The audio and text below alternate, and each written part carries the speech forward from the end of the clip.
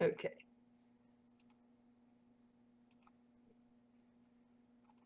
For the sake of the recording, I'm going to start here. This is about blooming from within, my own journey of blooming during different times of my life, starting from a bud and moving to a full bloomed flower. Many years ago, I had cancer, and I decided to work with allopathic and naturopathic medicine, as well as working with my feelings and working with art to express how I was moving through not only this disease or dis-ease, but how I could actually let art help me understand the path of my journey. So while I had this illness, I decided to work on this particular painting. In fact, I think I started it before I knew I had cancer. And this is called A Woman's Flight. I met somebody very briefly in France, and she was so innocent looking and quite beautiful.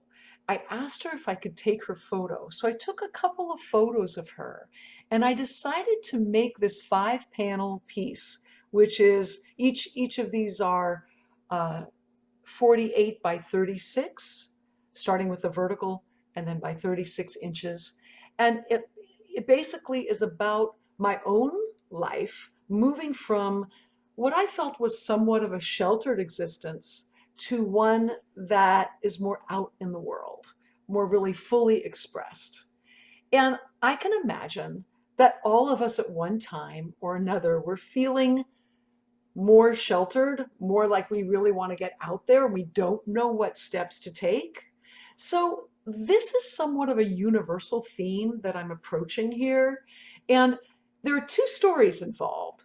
One of them is the person behind the facade of the buildings or whatever it is that she's hiding behind. And the other is the birds. So if you can see here, you can see this cursor, I hope. It's moving here. Why don't you just say yes if you can? Yes. Okay, Yes. Yes. great. And Yes. this is a bird that's like a bas relief in this painting. Now, when I was painting this, I did not know exactly what I was going to do with this bird. All I knew is that I was behind this facade and I was not being fully who I wanted to be, and I was wanting to learn. As I was young, in my 20s, even in my 30s, 40s, believe me, it takes a long time, as you well may know, to come out in the world and to really find myself. What is it that I want in my life?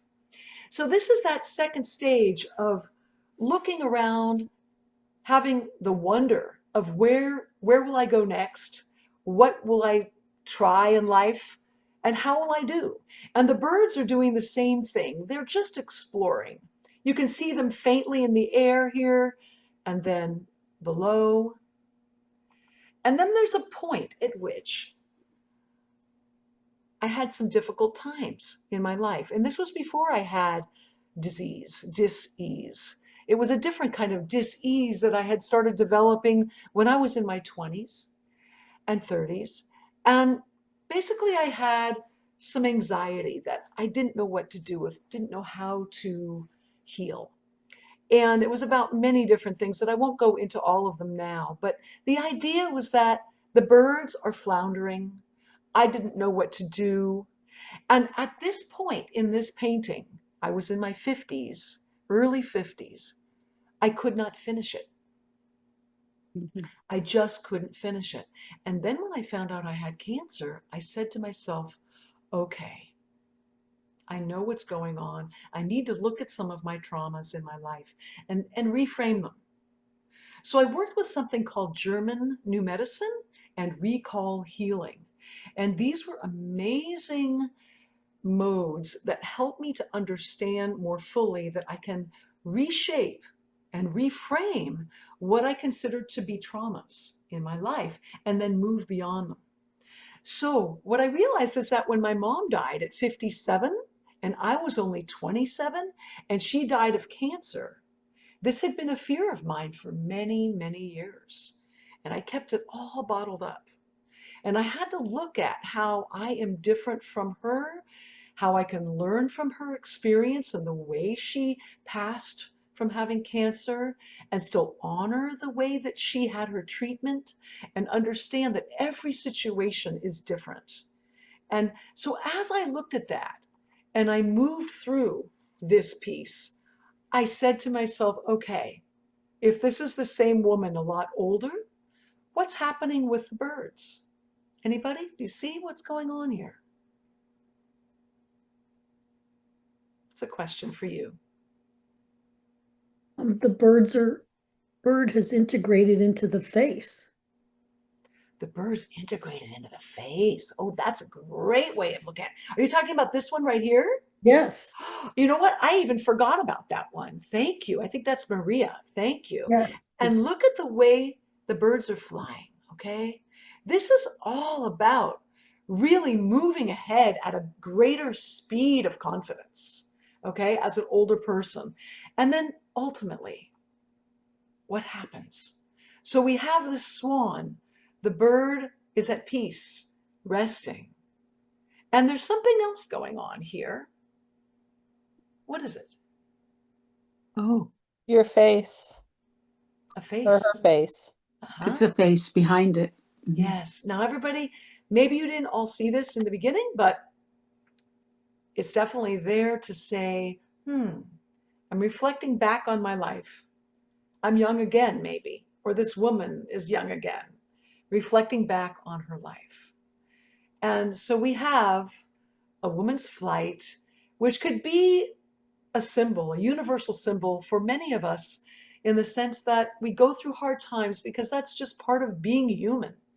And then how do we move past each of those hard times to soar, to find grounding, okay, and to figure out what's our next step? Has any thoughts on this you want to share? I'll stop for a second and just we'll share a couple thoughts here.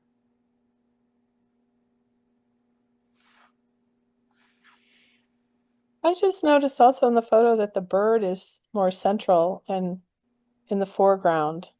Mm-hmm. So it's like leading with the transformation. Ah, leading. Thank you for that. You see, I love hearing people's ideas because I don't always see it that way. I really appreciate that insight. Thank you. Any other thoughts? I like how you have the woman facing forward and then the last one, as you said, turning around and looking back, because that's the only one she's gradually kind of, the middle one is almost starting to turn, and then the final one is turned all the way around. Mm-hmm. So Ah. I mean, I see what you were trying to Mm-hmm. accomplish there, like going backwards. You know what's interesting is Mm-hmm. that I see this now differently that you've said this because the first piece and the last piece have the profile. Mm-hmm. The second and the fourth have the three-quarter view, Yeah. and the middle has the front. And isn't that Front view. interesting? I Yeah. did not think about that. Yeah. It's very It's cool. like you're slowly turning. Uh-huh. Very, very cool realization. Yeah, Thank very you. cool. Well, I'm going to keep moving on because of the time we have tonight, but thank you very much for your thoughts. This next piece was also made during that time period. I had uh, my treatment done mostly in Texas, and I worked with this MD and ND who did this recall healing and German New Medicine psychological work as well as the physical healing. And when I was in Texas, I went for a walk with my husband Michael, and when we were on this walk, suddenly the image of the left, I'm sorry, the middle one, the middle panel here, came to me.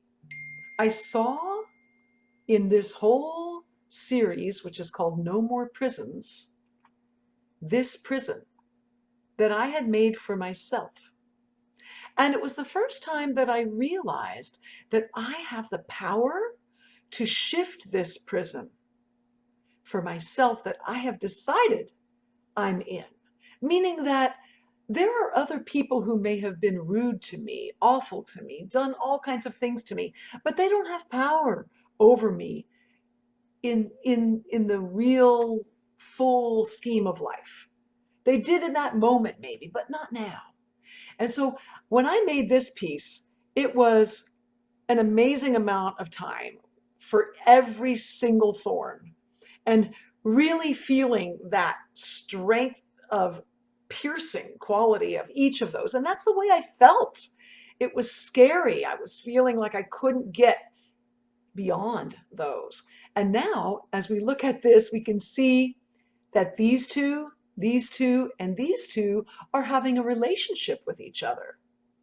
So we have kissing, we have hugging, and we have tickling. So there's even in the more difficult times some good things happening here. And the light, that is what I wanted to focus on. So as I decided to make this a 5-panel large work like the other work that you just saw, I decided that it was the light that was going to push open these stems. The light that was going to melt them. It wasn't going to be brute force. It was the fact that the warmth of that light had to help them start to disintegrate.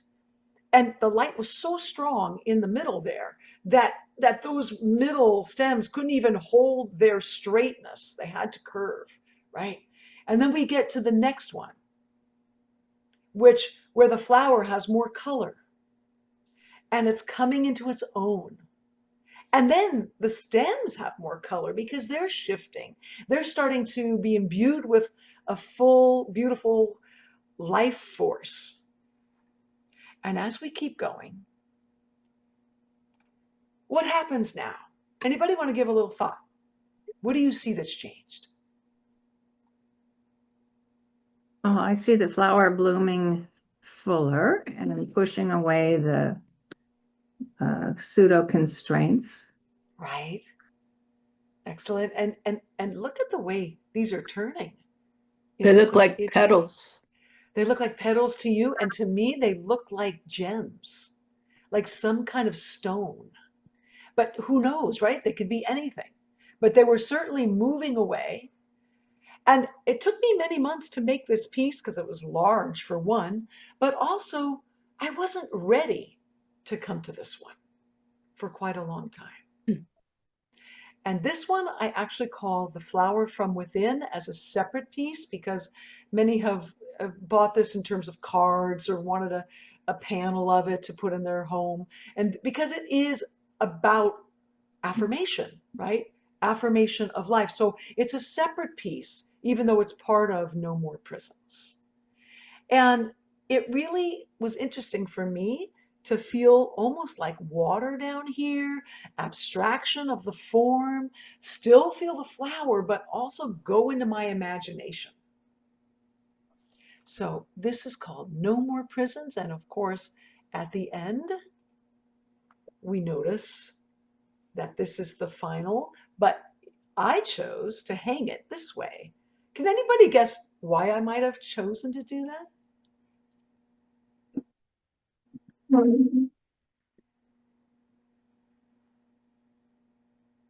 Was there somebody trying to talk? I think assume you're trying to show that you're breaking through the bonds of the prison, right? And now you've come through to the other side. Yes, and I could have put it all in the order that I painted it, right? Mhm. But It's it's a not in process that where you order. go in and out of that. Or you're blooming and then you're not, and then you're not blooming. Mhm. Right. So And there's then a you're blooming and you're not blooming. yeah, It's there's not linear, like and then a you arrive and you stay bloomed forever. yeah. So it's like almost a checkerboard, right? And it has some balance to it with that blooming and not blooming and blooming. So somebody came into my studio and said, Julie, do you have to show it in a linear fashion? And then I thought, no, I don't. So this is how I chose to show it. All right, so we're starting now to move into the section where you get to do some art. And I'm putting all of these up here so you can see what is the variety of materials that you could use. We are working with color today. You could work with just ink or pencil, but I think it'd be exciting for you to work with color. And if any of you have any questions about that, you can ask me now. Like, anything is possible. Okay, so what I'm going to do is I'm going to ask all of you to start this in a different kind of way.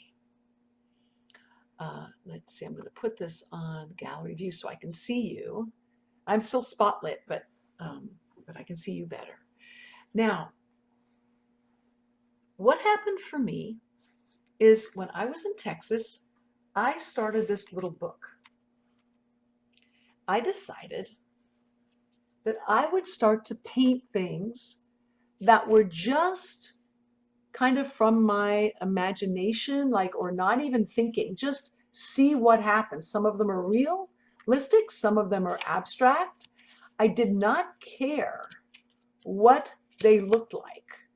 All I cared was that I was trying to move through something that was bothering me around my healing, or something that I was trying to move through to become more relaxed with regard to how I felt my communication was with somebody I loved, and I wanted that communication to be better, so that I worked in this book to help that happen.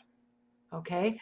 And it wasn't about having an idea so much before I started.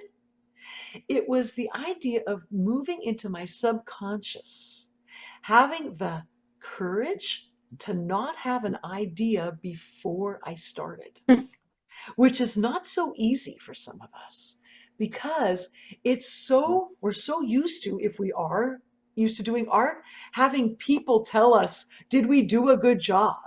Or we look at it, we think, did I do a good job? But this is not at all about doing a good job. This is about learning to listen. Whatever color we put down, whatever shape we put down, it's giving us communication to do the next thing. So what I'm going to ask all of you to do is to, for about 1 minute, maybe a little bit more than that, you're going to just close your eyes.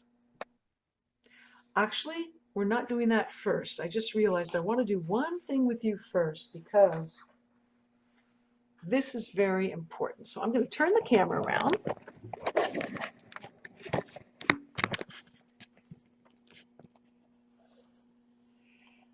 And show you how easy it is to make a square on your paper, a square or a rectangle. I just grabbed this book because you may not have a ruler. You may not have anything. You just have some kind of a book or something that you don't mind putting a little pen next to. And you can put this down, and don't make anything bigger than 5 by 7. Okay? So I'm just going to put this where I think it's fairly parallel or perpendicular. And I'd like you to do the same. And just make, in the middle of your white paper, something that can contain this image that you're going to make. All right? Now, sometimes the camera gets a little blurry, so that will help putting the tape on there. You can maybe see that a little bit better. Notice that my square isn't even perfect. Okay, so I went a little over the line there, so I'll do that again. Make it a little thicker, whatever. It doesn't have to be perfect. All it has to be is a space that's not at the edge of your paper. Okay, now, once you've done that, I'd like you to take a minute and close your eyes and just feel into wherever you are. The feelings that come do not have to be profound. Whatever feelings you have are fine. If you're even numb, that is fine. And once you've done that for a minute, I will give you the next prompt. Okay, so here we go.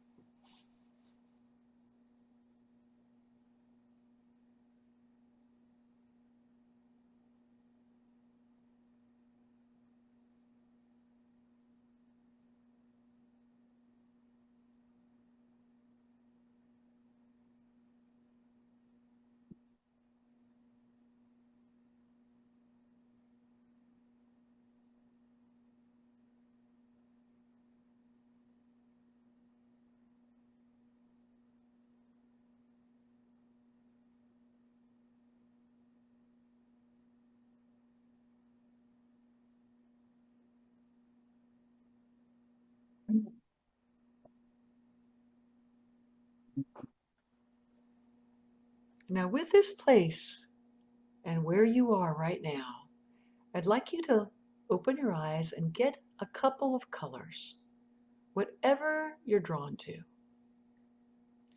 This first exploration is about anything that happens. I don't care how many colors you use, I don't care what you do, but keep asking, what is this new shape or line telling me next? Versus, I'm gonna make a peach or I'm gonna make a rose. No, you're not making anything. Just listen to what it asks next based on where your feelings are. And we're gonna go for about 7 minutes now.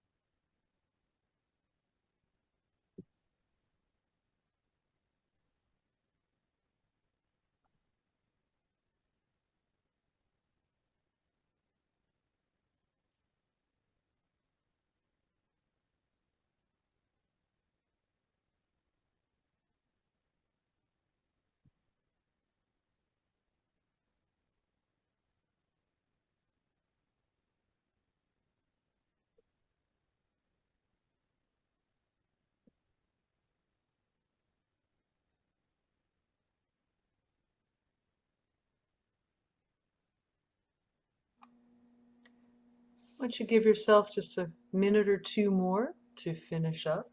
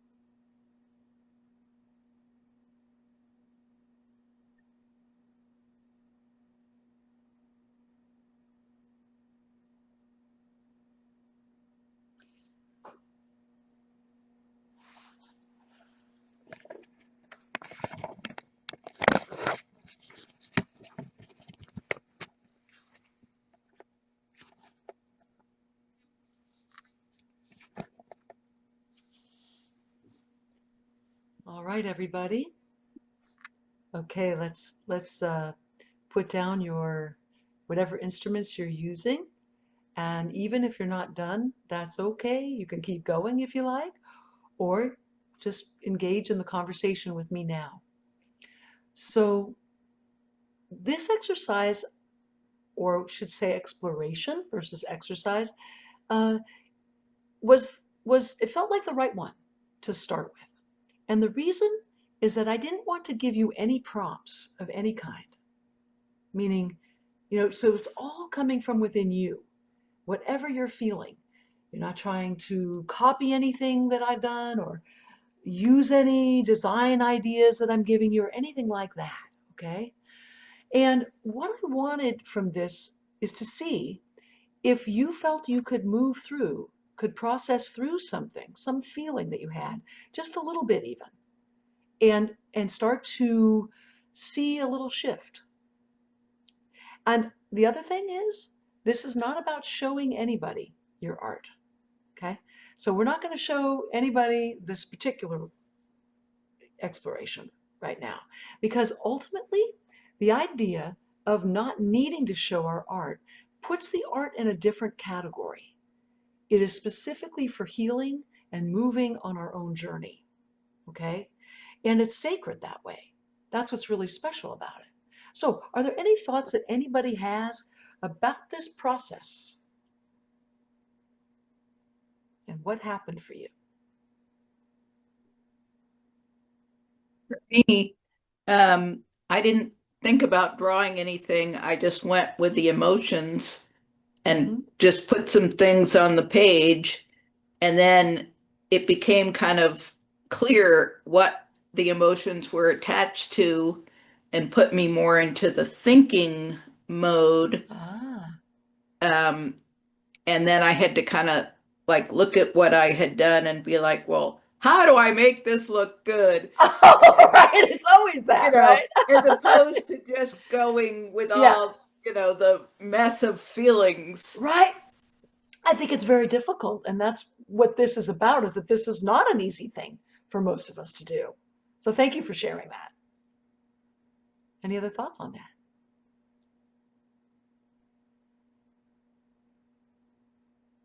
It just feels decadent to do this.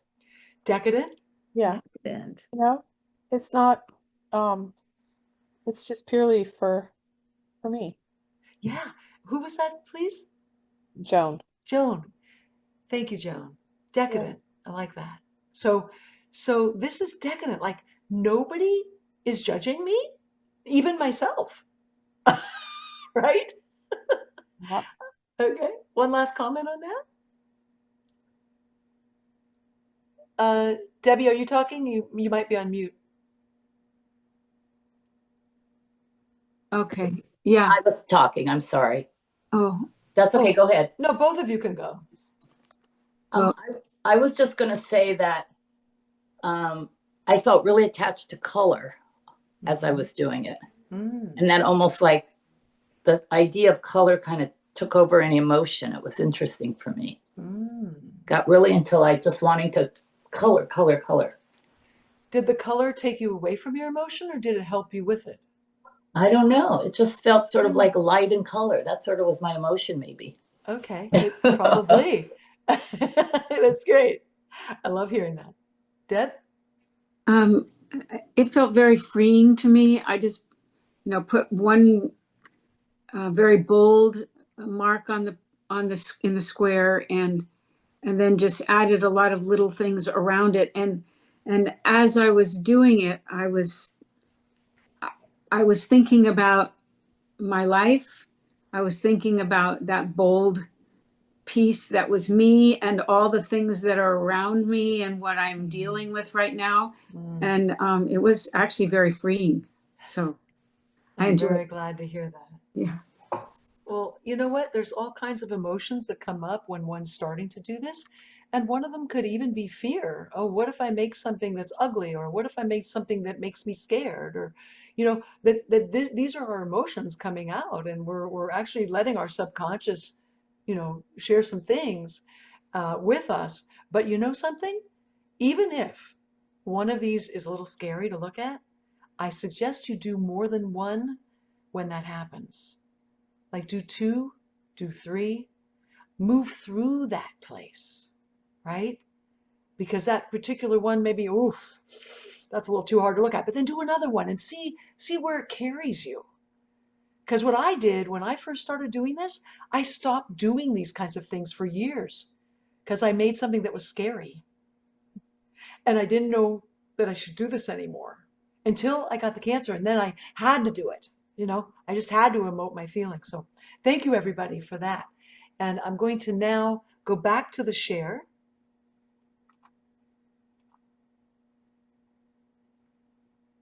Say yay or nay if you see it. Yay. Yay.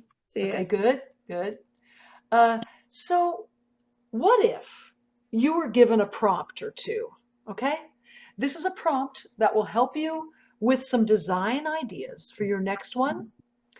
I think it's okay to do this. However, I'm going to let you know that even when one is given a prompt, that doesn't mean that that's in the forefront. It's just something you learned, and now you can toss it out to the wind and just start again like you did the first time. But you have a little more knowledge, something that you can work with.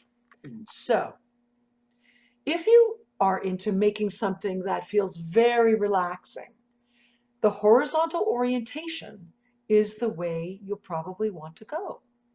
Meaning that most of the things, whether they're a line, a geometric shape, or a biomorphic type shape, are going to have a horizontal orientation. That's very relaxing. A vertical orientation is kind of just alert, okay? I'm feeling alert. I want to be on the prowl for something, be ready for something. There's something about that just being very engaged, okay? And then diagonal orientation is more of a dance, a freedom, I would say, a little bit more of a freedom in a certain way that things are on diagonal. Okay, and you see with each of these, they are all the same shapes, but just shown different ways so that you don't get mixed up with the metaphors, right? They're all just seeing a line, horizontal, vertical, and on a diagonal. All right, so when we go here, we see some of the paintings that I have made. Some are watercolor, this was in just a recent one with ink pens, okay? And I was trying to move through how I was going to get my treatment, because when I had the doctors tell me this or that, I wasn't always just saying yes. I was thinking about, what do I want to do here with this situation? And Warp or Woof was what I entitled this after I made it, because I really was confused. I did not know which direction to go in, okay? And this piece, somehow, when I was done, and this is tiny, right? We're talking like, 2 by 3 inches, okay? This is telling me, it's giving me a title. Okay, another one here. Such Beauty in Gray and Taupe. These are both watercolor, but you can see this is thicker paint and watery, whereas this is all wet on dry. And this one is about, gosh, there's so many decisions that could be made, the grayness of it all, the taupeness of it all. I have to live in that indecision. That's what I decided. So I decided to call it Such Beauty in Gray and Taupe. The right time. This particular piece was about now is of the essence, and I feel good. It feels like the right time to be doing this, and that's the title I gave. That was very recent. This is during my healing phase, and coming full circle. I was coming to a place where I was learning what decisions felt better. And this piece was helping me to do that. I was going to be making a decision and then moving forward. So I like the idea that these titles come later. That means I am not constructing anything in my head beforehand. I go for it, I see where it's going, I'm connected with this emotion, and then I ask it, okay, what are you telling me? That's my subconscious talking. So this is, it's a Peschel book, not a special book. It seemed to move. But this is just showing the book that I was just showing you that I held up, and another book that I made that was like that, and also a larger book. So it doesn't matter what kind of book you use ultimately, but if you have your own book that you decide to use, it's really special to be able to do that. Today you may just have paper, but anyway, this is the point where we're going to do the next one. Okay, so please make a square or a rectangle or whatever shape you want, just like we did before, on your paper, on a new piece of paper. Let each piece of paper have one image on it. Okay, I'll give you a minute to do that, and then we will do a little meditation and start with the next one. And you can keep in mind some of the things that I've told you, but please don't let those lead your first mark. Let it just come into your consciousness as you do this, if it does.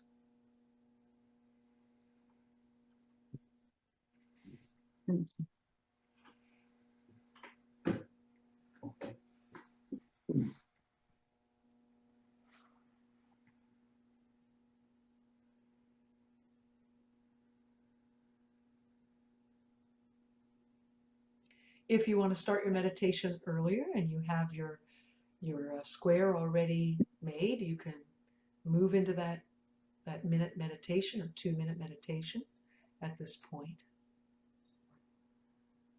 And then I will let you know when we have our next amount of time for this.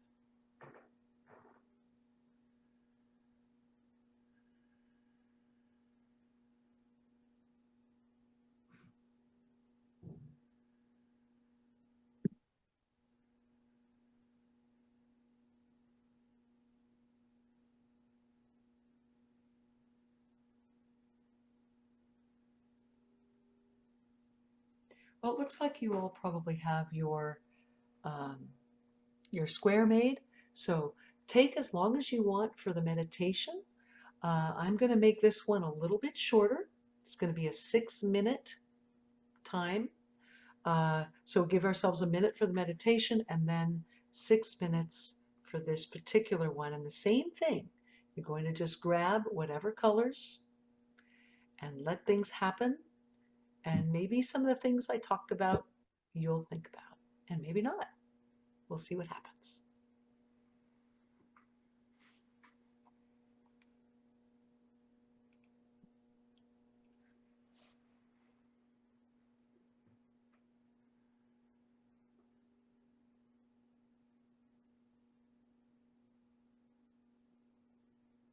Go ahead and start your next one if you like. You have a question, Bet? Looking at me? I just want to make sure you understand. Okay, good.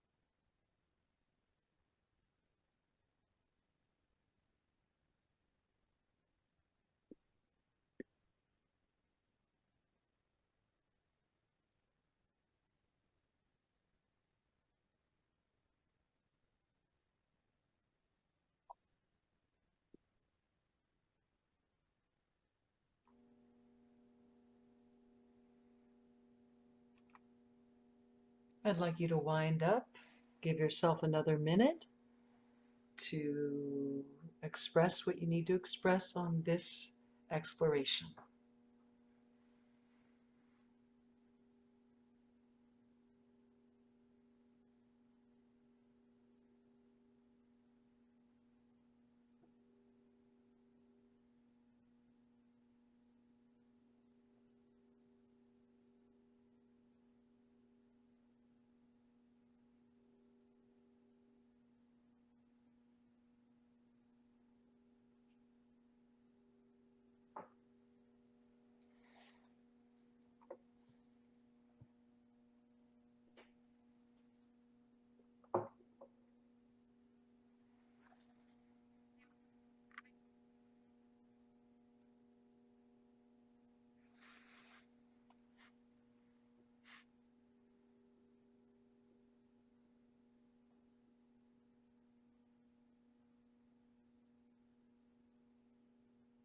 Okay, everybody.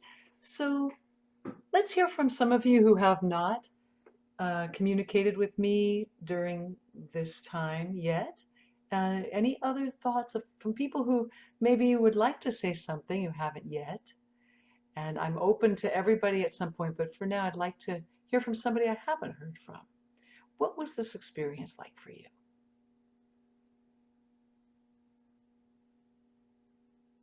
Janice.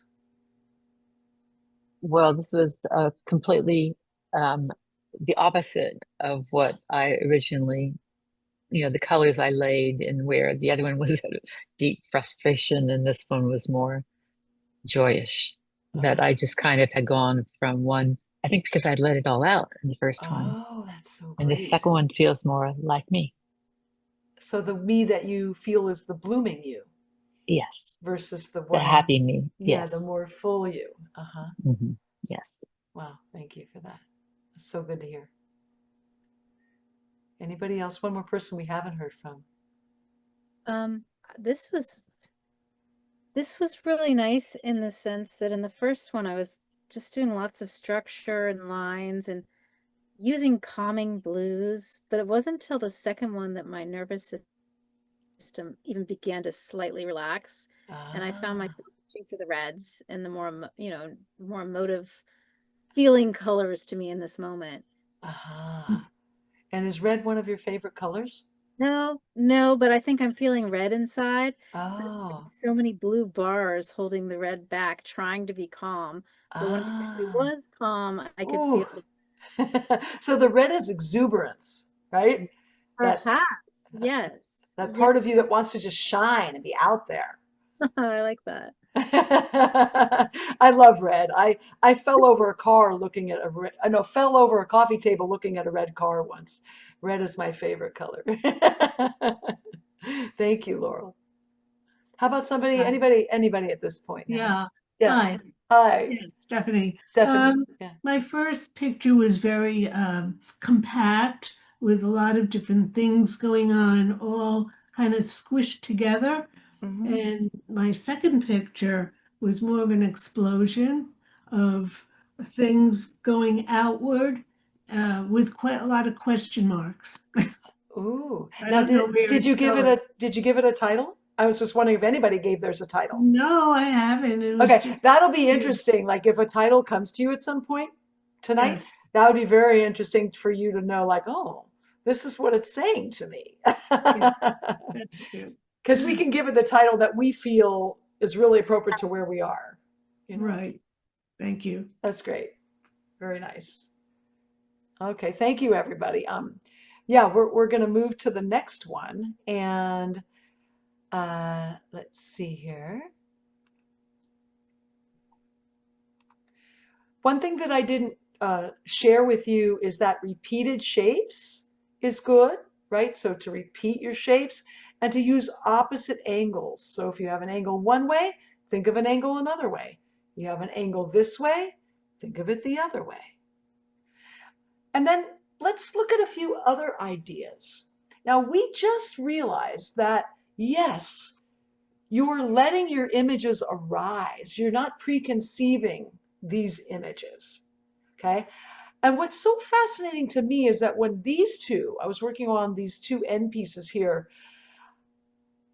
this one was just before I had a surgery, and I saw myself as a blossoming butterfly. Like, I'm going to come out of this fine, and blossoming and flying. It'll be great. This one was coming out of, I had no idea. It was just like maybe my Jewish roots were coming out or something. And I started doing these little dots and I went, oh, that feels like Jerusalem. And then I started putting calligraphy in the sky and I realized, oh, that could be Arabic. So I called it Jerusalem. So sometimes they come out of nowhere. You don't even know what. It has nothing to do with necessarily my life right now, but maybe it has to do with my heritage, or it could be anything about me. And this one, I did not intend to make anything with peacock feathers, but suddenly it started looking like that. So I'm just saying, this is great to let them arise. Also, limit your color palette sometimes for a mood. So these are analogous colors, like real near each other on the color wheel. One color over here, analogous colors near each other with maybe one that's almost complementary. It's a yellow orange next to blue is fairly complementary. They look really bright when they're put next to each other, but the majority is analogous. That means 4 colors that are near each other on the color wheel. Okay, so one more little idea that I'd like to share with you before our last exploration, and that is about complementary colors. You may love color, but not always know exactly how they work with each other. So if you think about the holidays, red and green for Christmas, blue and the orange or yellow candles, because yellow and orange are great complements to blue.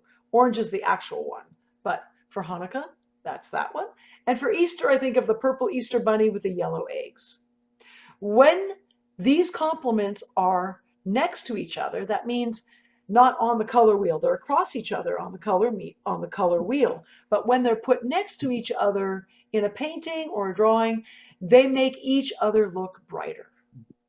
Okay, so I just made a couple examples here to show you how the purples with the yellows, the blues with the oranges, the reds with the greens, and especially darker tones with the lighter make them pop as well. But these complements all work together.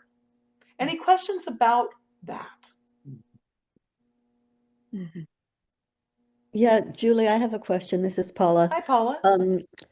When you say the darker tones next to the lighter tones with the complement, so Like here, yeah, so you have the darker green and the lighter green. right? And then the red, right?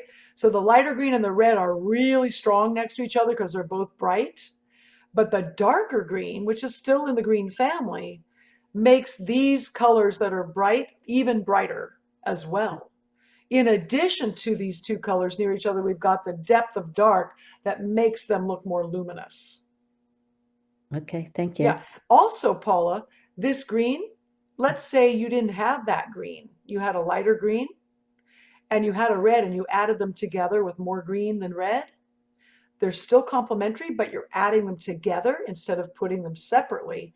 You get a darker green if you have more green than red when you add them together. Okay, that could happen with orange and blue, or burnt sienna and blue, and purple and yellow. But if you add them evenly to each other, what do you get? Add green and red evenly, you get Brown. exactly. So you don't want to add them evenly to get darker tone. That's the color. All right, so that's your little lesson. But again, you're not going to preconceive of what you're going to do. This little lesson's just kind of jumping around in your head in the background, not in the foreground. So let's do, this time we're going shorter and shorter with each one of these. And the reason is because I have some more things to share with you. So we're going to do a meditation for a minute, and then we're going to go for a 5-minute exploration. All right, so let's do our meditation. Get your square ready.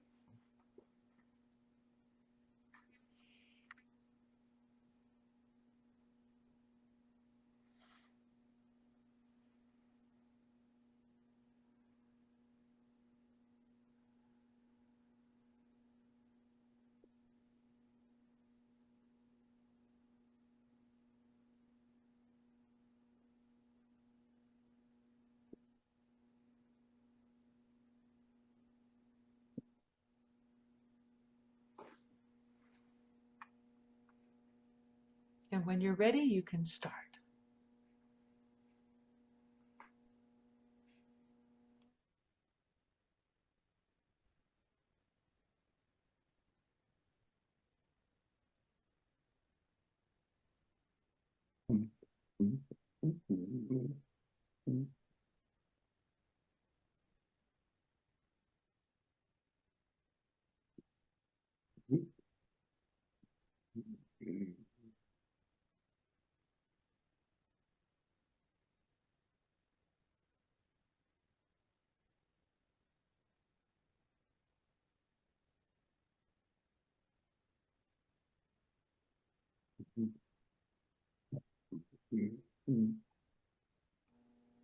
Everyone, please mute yourself if you have not.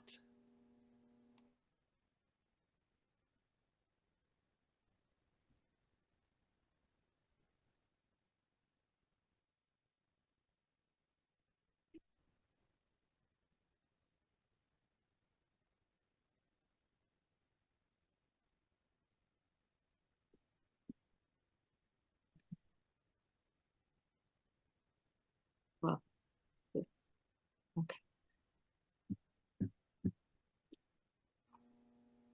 Evelyn, please mute yourself, okay? I'm sorry, I can't find out where the mute is. You're pretty quiet, Gwenda, so no worries. Okay.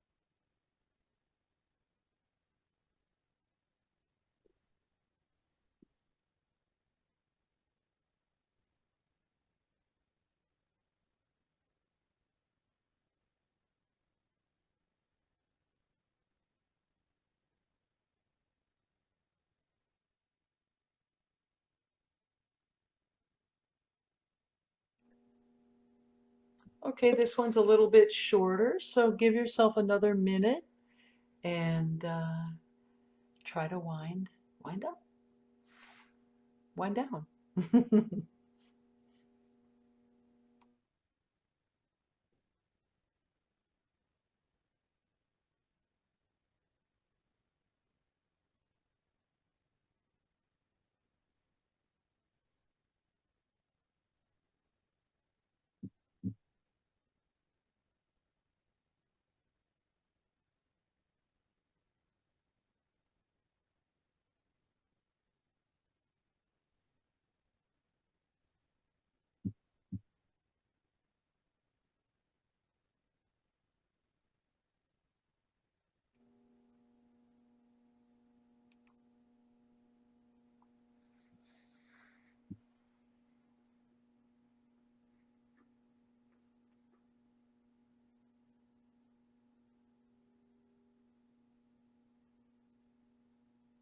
I can definitely see that 7 minutes is the minimum.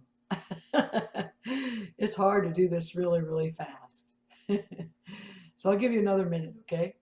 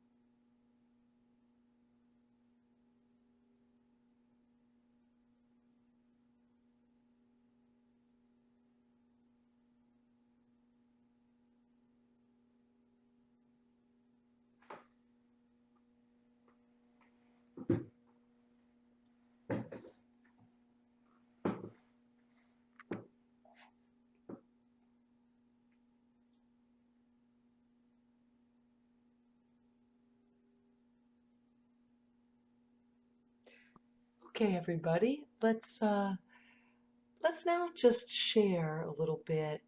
Let's take maybe one of the paintings or drawings that you made, and if you don't feel like it, that's fine.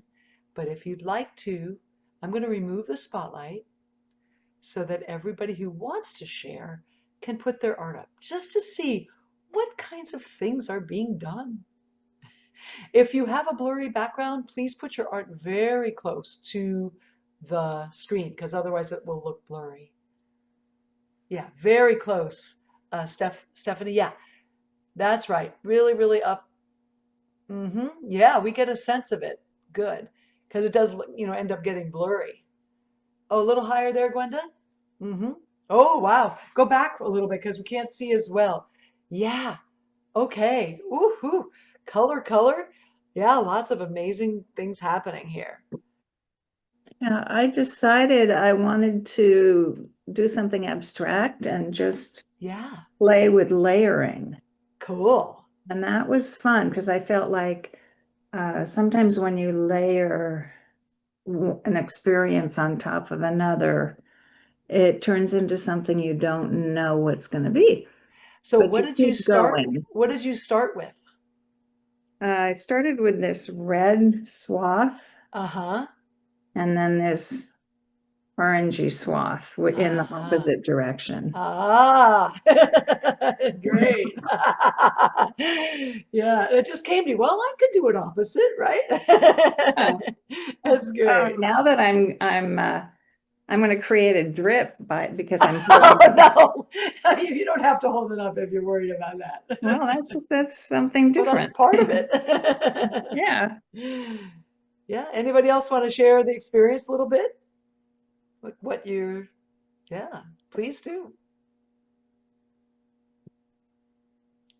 If you are talking and you have your mute on, I won't hear you.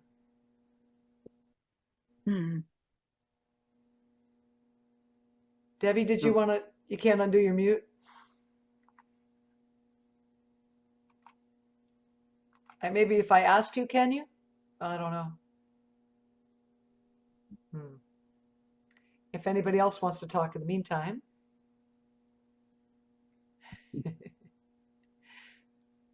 Okay, everybody. Looks like Debbie can't do it. Oh, I'm sorry. No, for whatever reason. I like the colors. They're really bright. Yeah, these are really interesting. I love it. So everybody, thank you for taking that challenge and really moving into this, in a way that may have been a little uncomfortable, especially at first.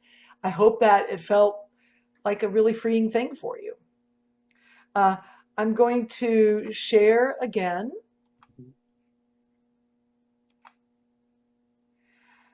And let's see here.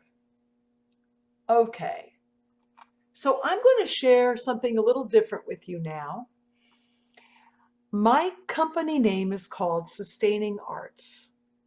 And the reason why I gave it that name is because I realized during the time of COVID that sustainability is such an important thing when it comes to our own individual health and it comes to the health of people in the world and all the biodiversity in the world. 5 years ago, I decided to become partners with Habitat for Humanity, East Bay Silicon Valley, Inc. And what that means is that I give 20% of any work that I sell to Habitat for Humanity. And these two people here are so delighted because they now have a home and their dream has come true. These are not people that I know, but I'm going to tell you a little story. Let's see here. I'll put myself on spotlight. Okay. So I went to a luncheon for Habitat for Humanity. Because I'm a donor to them, they invited us donors to a luncheon. And this woman came onto the podium and she started talking, and it really moved me.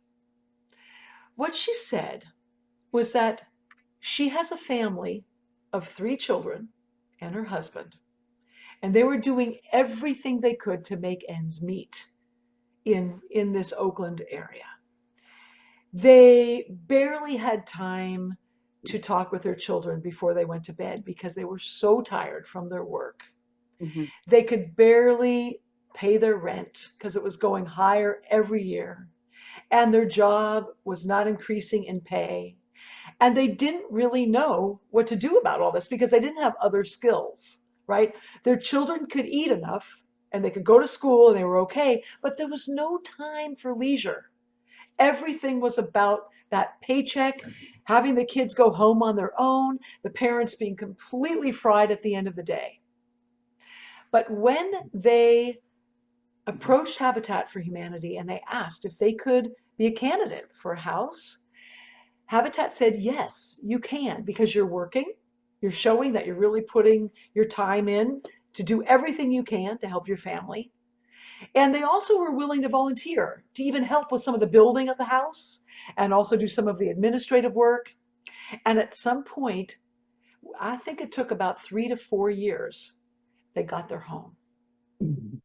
And there was a qualitative difference in their life after they got that home. Part of it was that they didn't have to pay as much every month because getting this home meant that their rent was basically cut in half. And what that also meant is they could sit with their children at night, help them with their homework.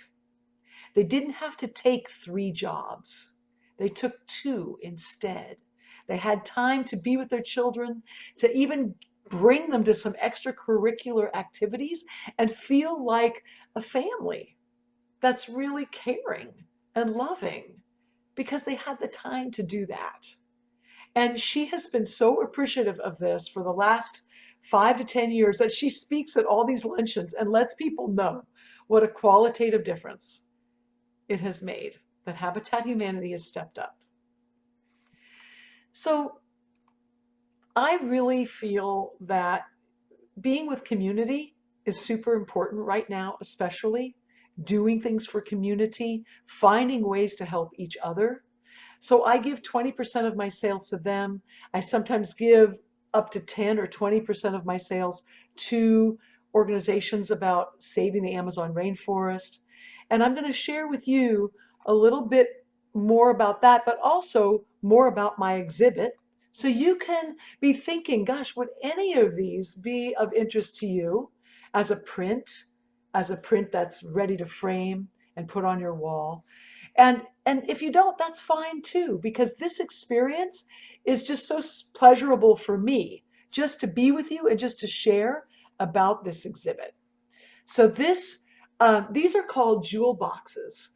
These are ready to hang, open-backed painted boxes on which I mount high quality prints and originals. They're like 8 by 8, 10 by 10. And I also have my information here, and I will be sending this to you within a day or two. And I put this same information about how to get in touch with me about not only my originals and prints, but how to coordinate with me to enliven your space with artwork, and learning about my workshops and my College of Marin courses. I put this in the chat as well for those of you who like to go into the chat and copy and paste. So let's start with, or continue, I should say, with the rest of this exhibit. And I'm going to share with you some of the works that I really, felt were coming from a place of blooming from within.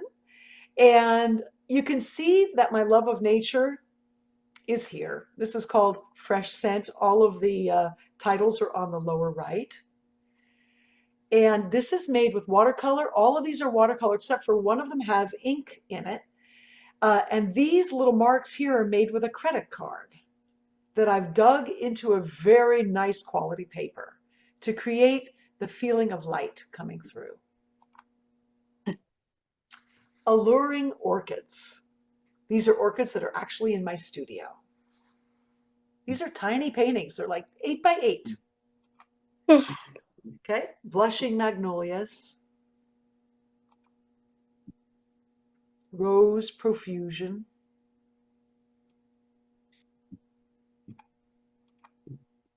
Flower fugue. Now this is a little bigger piece. This is 24 by 24. And I also love to work with imagination. You can see that these paintings before were using ideas, something that I was looking at, like roses or these different flowers. But when we get to this series here, this is all about going into my imagination with mountains. And it's called Sacred Mountain Series. I do not use any photos. And I move just like I was doing with these other works in that little book. That little book helped me to get to this place to do this on other works, okay? That freedom helped me to find Sacred Mountain within myself and make these mountains. So ancestral journey, it just came to me. This is about looking back, thinking about my ancestors, thinking about the paths they've traveled. Sapphire Hill. You see this as a definite complementary scheme, like a yellow-orange with the blue. Notice how the blue is more and the yellow-orange is less. That works really well with complementary schemes. Blazing Arrival. These mountains just erupted out of nowhere. I had no idea what they would look like. I had no preconceived notion. Sacred Journey. Now that you really get a good dosage of blue and orange. Reverence Rising.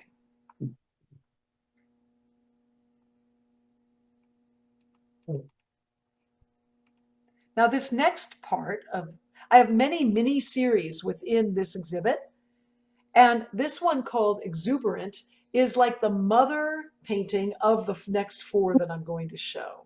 And these are all about working with the natural properties of water when it's like a lake on the paper. So instead of using my brush all the time to move it, it is moving itself. So Exuberance 1, Exuberance 2, 3, somebody's laughing, and 4. Okay. And they also look nice as a group, as though they're working together. These are fairly small, 10 by 10. This next series is called Big World, Little World. I love to swim in the ocean, and Michael and I swim in the Atlantic Ocean every summer and early fall because he was raised in New Jersey on the shore.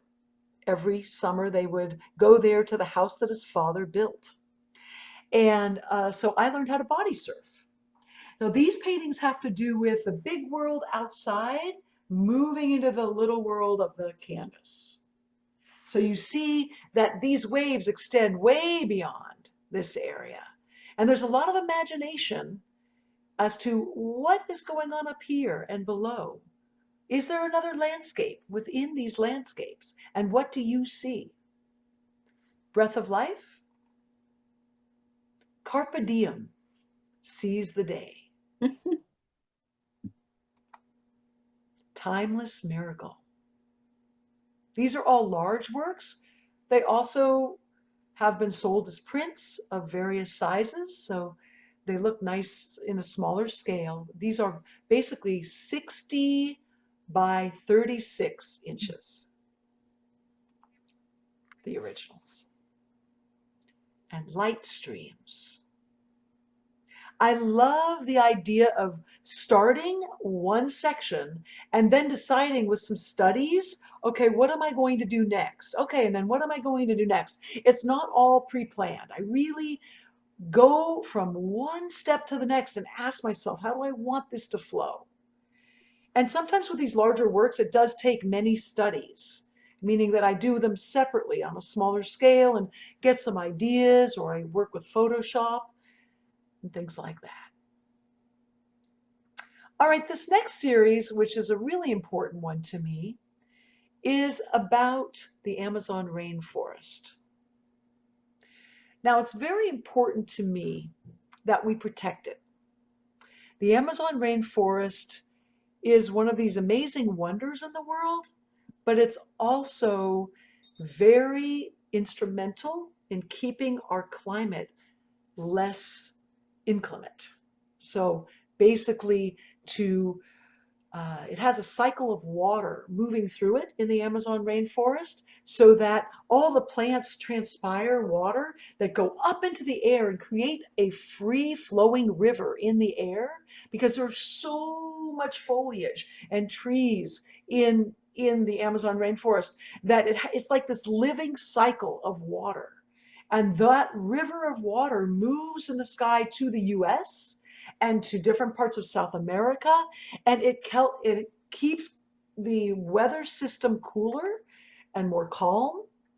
It also traps carbon into the flooded waters during March and April, and it traps the carbon into the trunks of the trees so that we don't have as much carbon in the air. So basically, this rainforest, which is the biggest rainforest known to humans, is diminishing and diminishing and diminishing over time due to people who just want to chop it down for greed. That's all. And so what I want people to do is to understand how important this forest is. This is the achiote flower. These little red areas could be little kernels here, or pods, could be used for dye in food, dye on painted bodies of the indigenous people. This is butterfly 88, and it actually has this emblem on it when the wings are closed. These are small works. This one here is called Amazonia 2, because I did 2 that are like this. And I just felt like this captured the heat in the Amazon rainforest, the heat and the really strong, full foliage that's there. Camu Camu, it's one of the richest resources of vitamin C, and it supports mental clarity and collagen growth. Now this is the capybara, the charismatic capybara. It's a 140-pound rodent that lives in the rainforest, and it is extremely sociable. You can see that here's a little duck and here's a monkey that will just sit on top of the capybara. Capybara gets along with everyone, and it's adorable. So if you haven't had a chance to see capybaras, look online. They've got just such a cute look, and even this looks like a separate face right here. So they're very adorable and lovable. This is called Cock of the Rock, and they are the opposite. They're very cocky. This is the male bird, and he really fluts his stuff, you know, preens himself for the females and tries to push the other males off the branches so that he can mate with the female. This is called a caiman, which is a relative of the alligator and crocodile. These eyes for me were so mesmerizing, and I don't even know how I made them. There was a connection with this animal. I just connected with this guy or girl, and I was like, oh my gosh, somehow all these patterns started erupting and the light worked. I was like, I was in heaven that I was connecting with this being. Bring in the sunshine, an indigenous person. Did you graduate from art class? Not yet, we're still going. Hello. She knows that we need to mute. Okay, so this is a headdress that this boy has made himself. This is the largest parrot that exists. It's called a hyacinth macaw, huge wingspan and very strong beak to chomp down on those nuts. Paradise tanager, a little different style for me, a very a bird full of song.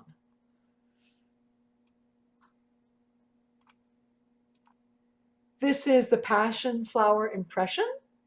And you know that passion fruit grows from the passion flower plant.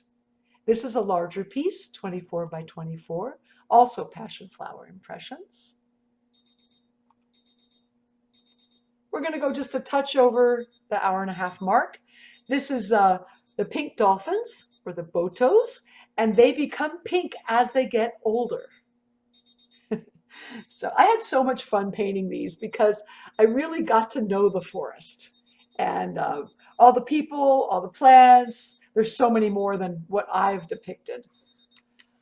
This particular woman is praying for peace, and she's dancing by a fire. I saw her online, and she's praying, I'm imagining, that the forest will become less touched by those who want greed, who are greedy, and that all these people who are basically claiming sovereignty over their land, they're guarding their forests, they're getting legal rights to their land, and they're making sure that it stays pristine. So we can help people to do that as well by donating to various places like Pachamama, which is a local organization that helps people in the Amazon rainforest. Preening river otters, very, very social animals, and they're very clan-like. They stick together in groups of 10 to 12, and they're always protecting each other in the waters. This one is the rainbow-billed toucan. And I had fun with watercolor here. And this is the one that is with the Chinese ink.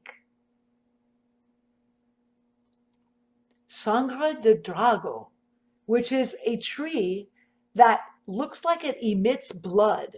And you can take that particular ointment from the tree and it actually heals wounds very quickly on the skin.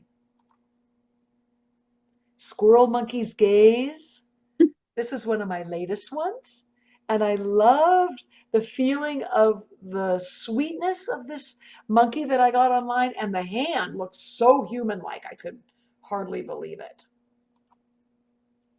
Sword-billed hummingbird and friend. This particular sword-billed hummingbird has the longest beak of all hummingbirds and can get the nectar from the trumpet vine. Whereas this friend of his cannot do that because the beak is not long enough, the bill is not long enough. This one is called Tiny Poison Dart Frog. It's my one op art piece. And you can see I had a lot of fun with the stylization of the leaves of the frog. If you can't see the frog, well, keep looking. You'll find the frog somewhere in here. It's right in this area. And when they are in the rainforest, they are poisonous because they eat poisonous bugs. But when they are domesticated in the US, people take them and bring them in their homes. They eat crickets and they are no longer poisonous.